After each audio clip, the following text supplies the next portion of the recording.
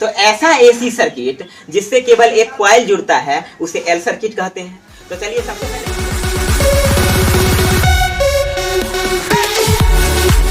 Hello student, जैसा कि मैंने आपको पिछले वीडियो में सी सर्किट के बारे में पढ़ाया था, तो आज का जो मेरा नेक्स्ट टॉपिक है वो है एल सर्किट। अगर आप इस वीडियो देखने से पहले पिछले वीडियो को नहीं देखे हैं तो उसका लिंक डिस्क्रिप्शन बॉक्स में दे दिया गया है, जहां आप नीचे जाके क्लिक करके देख सकते हैं। तो चलिए एल सर्किट के बारे में सबसे पहले डिफिनीशन फिर फिगर की चर्चा करते हैं। तो ये जो मेरा टॉपिक है वो है एल सर्किट।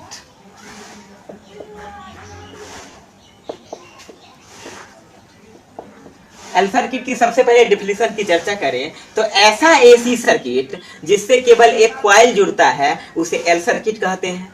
तो चलिए सबसे पहले फिगर पे डिस्कशन करते हैं।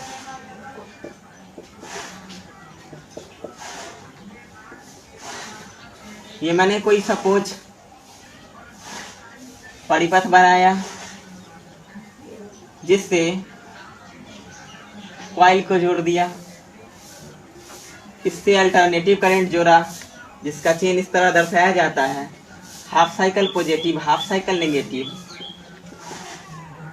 धारा इस तरह पास आउट होगा और फिर वापस जाके नेगेटिव टर्म से समाप्त होता है, निकलने वाला धारा आई है। तो कैलकुलेशन चर्चा करने से पहले आपको बताया जाए इतना कि जब किसी भी परिपथ से एसी धारा प्रवाहित किया जाता है तो उसमें उत्पन्न विभवांतर जिसे हम EL द्वारा सूचित कर रहे हैं, कैलकुलेशन पे चर्चा करते हैं।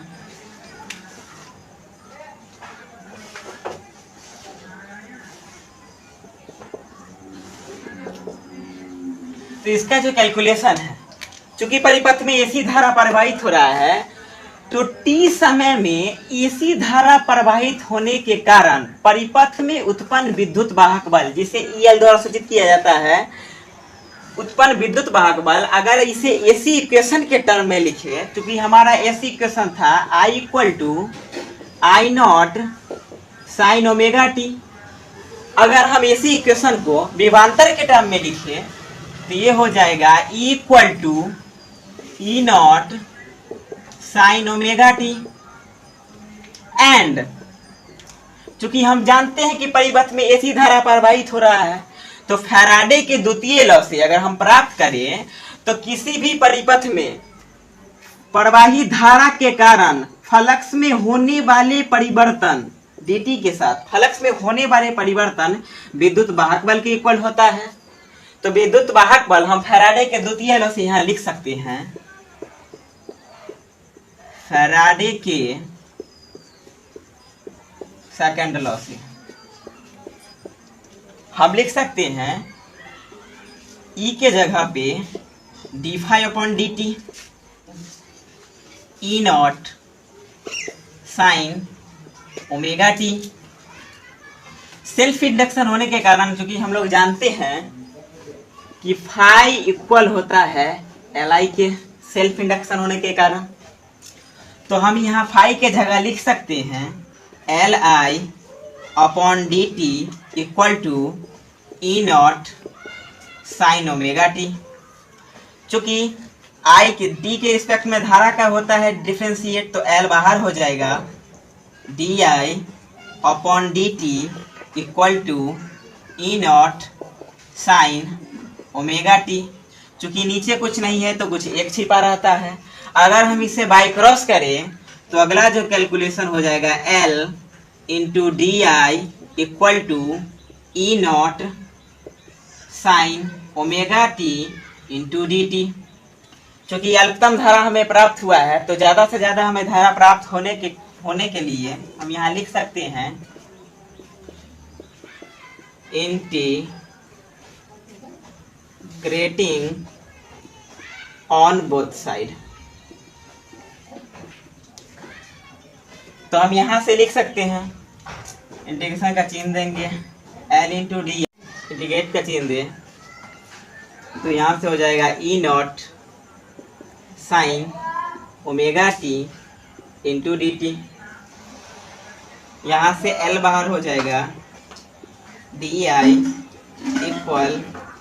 E0 बाहर हो जाएगा sin omega T into D T.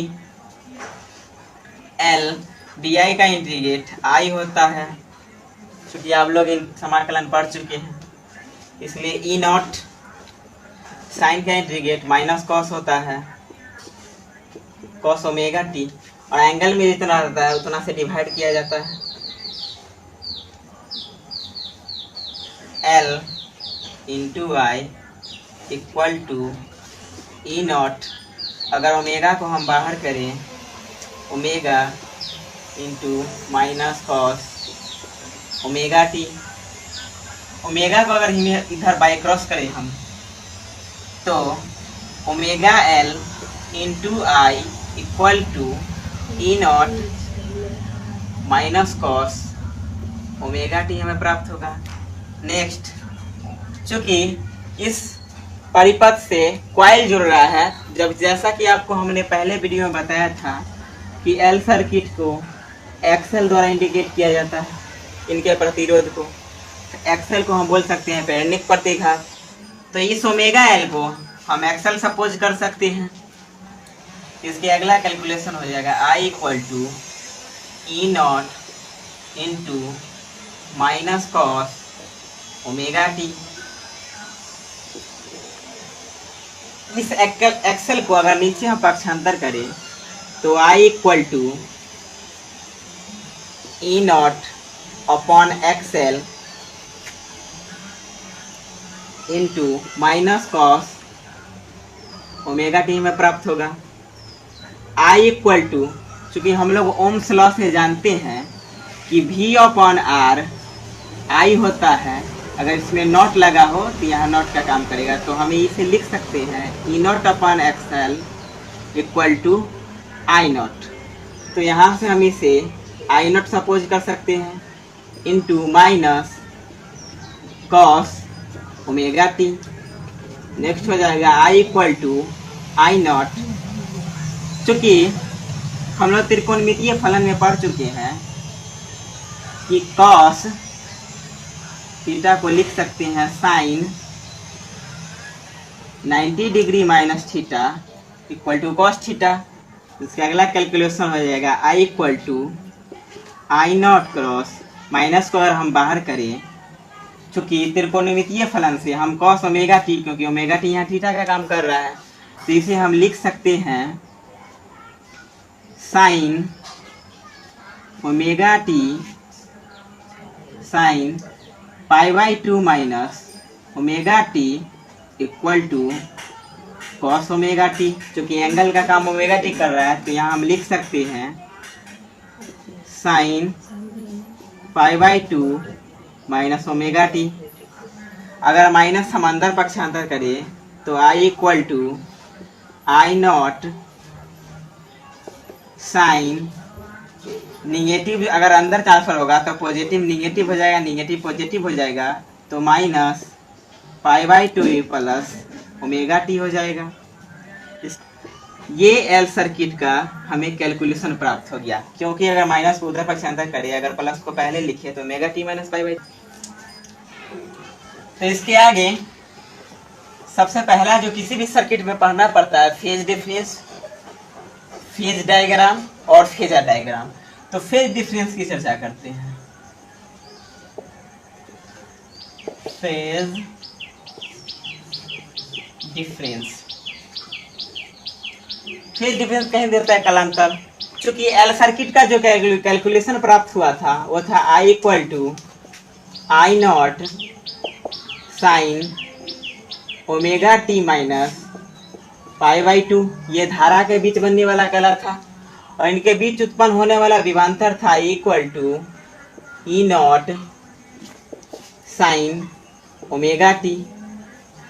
तो फेज डिफरेंस को फाई से इंडिकेट किया जाता है, और डिफरेंस देखा जाता है आई डिफरेंस ई, क्योंकि विभवांतर का काम यहाँ पे विद्युत वाहक बल कर रहा है। तो धारा के बीच बनने वाला फेज अर्थात कला omega T minus pi by 2 है। Omega T minus pi by 2 difference negative sign को इंगित करता है, और विद्युत वाहक अर्थात विभवांतर के बीच बनने वाला कला ओमेगा टी है।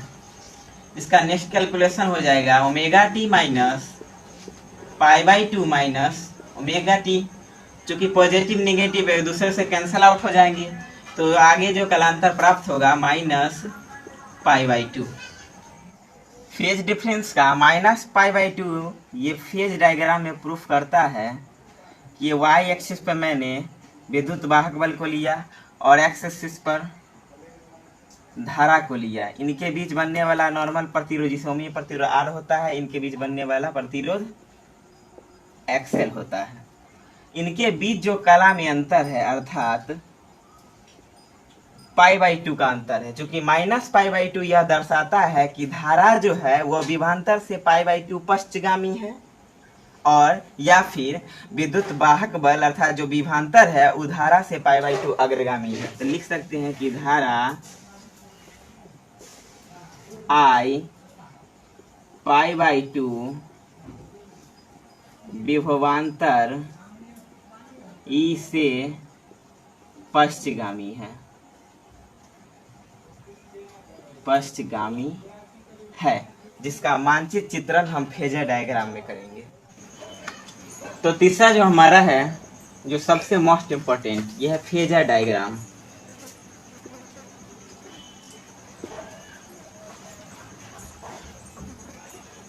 फेजर डायग्राम जो फेज डिफरेंस और फेज डायग्राम के मानचित्र को दर्शाता है। तो सबसे पहले मैंने ऊपर की ओर धनात्मक एक्सिस वाई लिया, ये एक्स एक्सिस ये भी धनात्मक है।